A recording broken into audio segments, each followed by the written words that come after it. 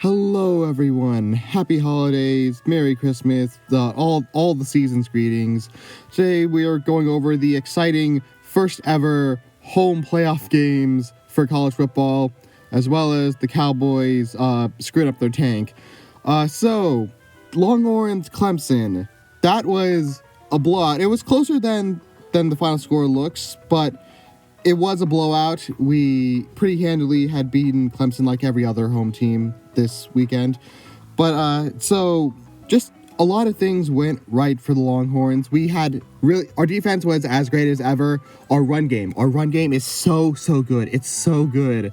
And like that, we scored tons of points off of that. Clemson, obviously as a 3-loss team who's only there because of the ACC championship game, they obviously had an uphill battle and they put up a good fight. It was like only a 7-point game at one point, but then immediately after we got a massive run. And again, I keep emphasizing the run game being good because it's the best part of our offense. But yeah, just a dominating performance by the Longhorns. Ewers was pretty good. He was good. He was not a liability to this game. That ankle's getting better. Things are getting better with him. It's good to see things improving on that end. So just a really great performance from Longhorn. Next game against ASU, we're going to have to, again, it's another one, just focus up, figure out how to take care of them, show the Big 12 what's up, and take care of business against ASU. Then just got to keep on going through this grind here because the playoffs, well, don't let the blowout nature of these last couple of games deceive you. The playoffs are still going to be tough, Texas. And speaking of the rest of the playoffs, I should probably talk about the rest of the playoffs. Every game was a blowout. And like every game outside of the Clemson game against the Longhorns, it was a more and more hardcore blowout. Like the Indiana game against Notre Dame, that was a blowout. The SMU Penn State game, that was an even bigger blowout. And then Tennessee OSU, that was another blowout. So I guess I'll go through each of these games one by one. Notre Dame, congratulations on getting your first playoff win. Unfortunately, you got to face Georgia next at the Sugar Dome, and you've never beaten Georgia before, so that's going to be tricky. I am rooting for you, mostly because I really don't want to face Georgia in the national championship game. Like, I don't want to face them a third time. It's really difficult, but yeah, just had a really good performance against Indiana. That 98-yard run by Love, that was crazy way to start off the playoffs.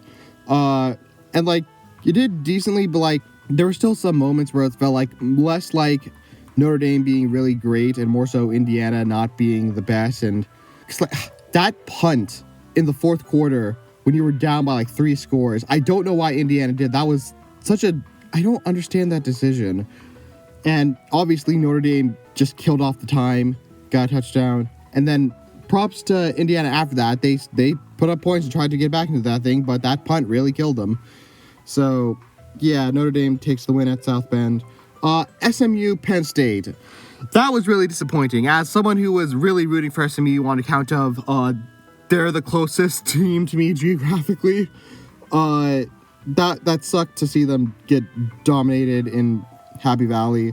And like, granted, they weren't a top 5 team, so Penn State had a chance to get them, and they took that chance.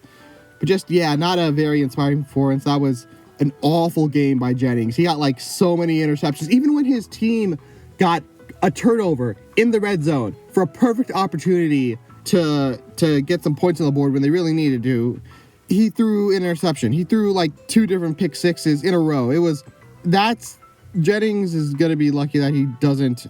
I don't think he's graduating this year, but like he's lucky he's not graduating because that would have tanked his draft stock if that was last year. But yeah, a disappointing end to the season for the Ponies, but this is their first year in the ACC itself. They got a lot moving forward. They have the money to back them, so it's upsetting and it's disappointing, but they still have a good future ahead. Penn State's really happy with how the draw is right now because I don't think they have to face a top 5 team until either they play Georgia, if Georgia beats Notre Dame, or if they play Oregon at the national championship game. So, yeah, this is a pretty good set of dice for Penn State. Now, whether they can take advantage of it, we'll see here. Tennessee OSU. This was really disappointing because I wanted Tennessee to win because, I mean, out of the 3 SEC teams that made it, I didn't really want to play Georgia, so I wasn't rooting for Georgia. I'm more okay with Tennessee. I like Tennessee more than OSU, and they got blown out. They got blown out the hardest out of any of them, and just, it was an embarrassing night for, like, everyone just forgot Texas won tonight, and so, you know, there's still 2 SEC teams in this bracket, including one that got a bye. But now all of a sudden the narrative is, oh, the SEC's not that good. The SEC's not better than everyone else, which, yeah, that's a hard argument to go against when Tennessee did that. But, yeah, really bad showing for Tennessee. OSU completely covered them there.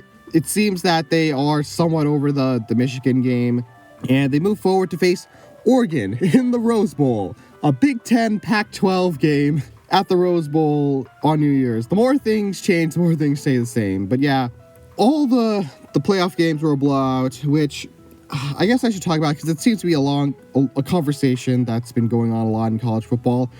No, I don't think the bracket was flawed or some teams didn't deserve to be, because, like, deservedness isn't determined by how you actually perform in the playoffs. Deservedness in the playoffs is how you do in the regular season. That's the whole point of the regular season.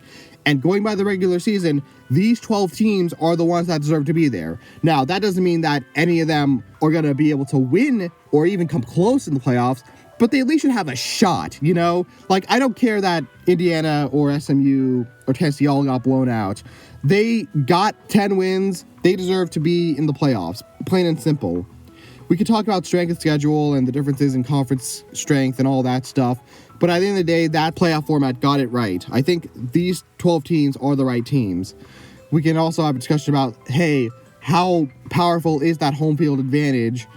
And to which I say, that's your punishment for not getting a first round bye, for not winning your championship game. So that's the trade-off. It's like how people complain about the overtime rules in the NFL when the punishment for going into overtime is you have to leave your fate to the coin toss, you know? Like, yeah, I think the atmosphere of the home games were great. I think that it's probably that should be the reward and punishment for not being a higher seed. That's your punishment for being a lower seed. That's the advantages and the like. So I don't mind that they were all blowouts. I still think the format works. Maybe tweaking with some seeding because Penn State has an easier road to the championship than Oregon, who's the number 1 seed. But that's in terms of, like, did these 12 teams deserve to be in this playoff? Yes, absolutely. So yeah, that's college football. Rose Bowl, New Year's time. It's going to be really exciting. We got 4 really solid matchups. You know, Longhorns, ASU, Penn State, Boise State, Notre Dame, Georgia in a rematch of the Sugar Bowl from the 80s. Ohio State, Oregon at a Rose Bowl in a very traditional, like, Pac-12, Big Ten matchup. Really exciting time looking forward here. All right, now to the Cowboys and the Bucs. So, here's the thing. The Cowboys were eliminated from the playoffs before this game even started because Washington beat the Eagles. And so there was literally no point for us winning this. And it would actually be in our strategic disadvantage to win it. But McCarthy wants to keep his job. And he's surely making a good point here because we pretty handily beat the Bucs here. Our defense was very solid. And our offense, for once in its life, actually got stuff going. Granted, there's still a lot of, Aubrey, like making 50-plus yarders because we kept getting stalled out on our side of the field. But we did get touchdowns, and we did have a lead for most of the game.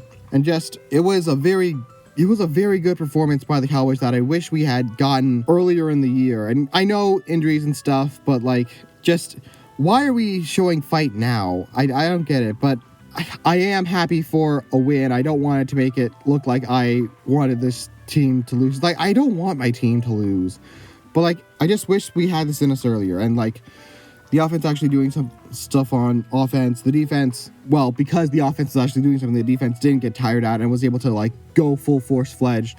And, like, I didn't like the Mike Zimmer hire when it was announced because I think he did a terrible job in Minnesota. He didn't really get them anywhere. He created a culture of fear that was not letting Minnesota play to the best of their abilities. But at the very least, this win proves that he at least should stay for for a little more of however long his contract is. Not extend him, but, like, not immediately fire him. I still think we should not extend McCarthy. I still don't trust McCarthy. Because, like, how can you look at his resume of always losing in the playoffs, having some of the dumbest decisions in the game, just terrible clock management, terrible game awareness. Just I don't trust McCarthy still, and this game changes nothing about that. With that said, it looks very likely that Jerry will re-sign McCarthy, considering that he's signed pretty much the entire rest of the core at this point. And just, I am happy we won, but it's a win that doesn't do a whole lot to move the needle anyway for the Cowboys' future. But yeah, that's the Bucs-Cowboys game. As for the rest of the NFL, I'm not gonna lie, I didn't watch much of the rest of the NFL because I was focused more so on college football this week. I think the only other game I had watched was Kansas-Houston, which I don't watch a lot of Kansas City games, and they're not my team. But man, is the ref ball this bad for all the Kansas game? It was, just like every third down when they miss, I was literally anticipating some sort of defensive PI on the Texans. And like, granted, the Texans didn't do themselves any favors with like their terrible delay of game penalties, which that's on them 100%, and just a lot of really bad decisions by the Texans, but still. And also, it sucks to see Tank Dell go down with like that really bad injury. It stings because that's a huge blow to the Texans, and like they're a team. I was at the start of the year, I was hoping that they'd be a team that could, be like a young and up-and-coming team that goes far in the playoffs. But now they're very battered. They have a lot of if he wins and if he losses, and I'm not super confident in the Texans going to the playoffs. Granted, they're in the playoffs regardless, but still. So yeah, that's pretty much the only game I watched.